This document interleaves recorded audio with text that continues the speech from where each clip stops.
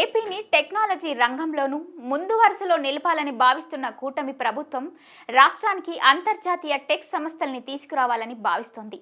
IT రంగంలో అగ్రగామి నగరాల్లో ఒకటిగా ఉన్న హైదరాబాద్ మోడల్ను అనుసరించి ఏపీలోని టెక్ రంగానికి సరికొత్త అవకాశాలు కల్పించాలనుకుంటోంది. ఇందులో భాగంగా ఇప్పటికే ఐటీ సంస్థలకు కావాల్సిన మౌలిక వసతుల కల్పనపై ఇప్పటికే దృష్టి పెట్టిన సర్కార్ టెక్ సంస్థల కోసం ప్రత్యేక సిటీని నిర్మించాలని తలపెట్టింది.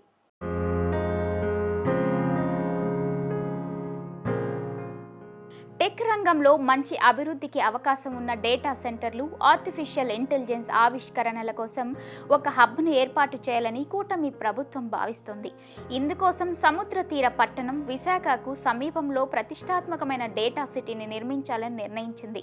అధికారంలోకి వచ్చిన 5 ఏళ్లలో 20 లక్షల ఉద్యోగాలు కల్పిస్తామన్న ఎన్నికల హామీలో మెజారిటీ ఉద్యోగాలను ఈ ప్రాజెక్టు ద్వారానే నెరవేర్చాలని భావిస్తోంది.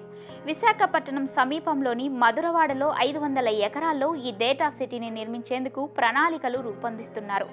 ఈ సిటీ కేంద్రంగానే ఐటీలోని విభిన్న కేటగిరీల్లో సేవలు అందించే ఐటీ సంస్థలకు స్థానం కల్పించనున్నారు. గతంలో ఉమ్మడి రాష్ట్రానికి ముఖ్యమంత్రిగా పనిచేసిన చంద్రబాబు హైదరాబాద్లో సైబర్ టవర్స్ను నిర్మించారు. దాని కేంద్రంగా అనేక అంతర్జాతీయ ఐటీ సంస్థలకు ఆఫీస్ స్పేస్ కల్పించి అనేక సంస్థలు రాష్ట్రంలో పెట్టుబడులు పెట్టేలా ఆకర్షించగలిగారు. సరిగ్గా ఇప్పుడు కూడా అలానే విశాఖలో ఐటీ సంస్థలకు భారీ స్థాయిలో ఆఫీస్ స్పేస్ అందుబాటులోకి తీసుకొచ్చి పెట్టుబడుల్ని ఆకర్షించనున్నారు. ఈ ఐటీ సిటీ టెక్నాలజీ, ఇన్నోవేషన్లో అగ్రగామిగా ఉండాలని ప్రభుత్వం భావిస్తోంది.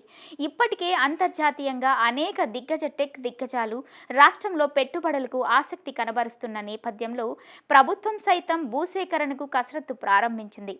ఏపీ రాష్ట్ర ప్రభుత్వంతో ఇప్పటికే కొన్ని సంస్థలు ఒప్పందాలు చేసుకోగా వాటిలో గూగుల్ ఒకటి. ఈ సంస్థ ఏపీ రాష్ట్ర ప్రభుత్వంతో అవగాహన ఒప్పందంపై సంతకాలు చేసింది. గూగుల్ సంస్థ భారీ డేటా సెంటర్ విశాఖలో ఏర్పాటు చేస్తుండగా ఇందుకోసం 80 ఎకరాల స్థలాన్ని ప్రభుత్వం అందించనుంది.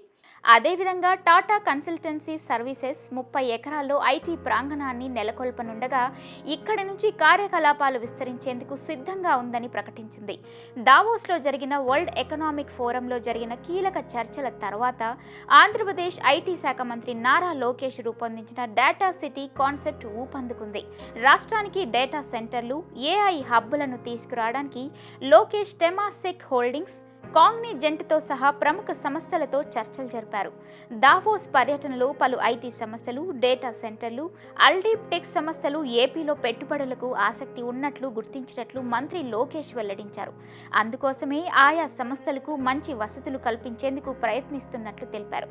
ఇందుకోసం వైజాగ్ సమీపంలో ఐటీ సంస్థలన్నిటినీ కేంద్రీకృతం చేసేలా ప్రత్యేక ప్రాజెక్టు రూపొందిస్తున్నట్లు వెల్లడించారు.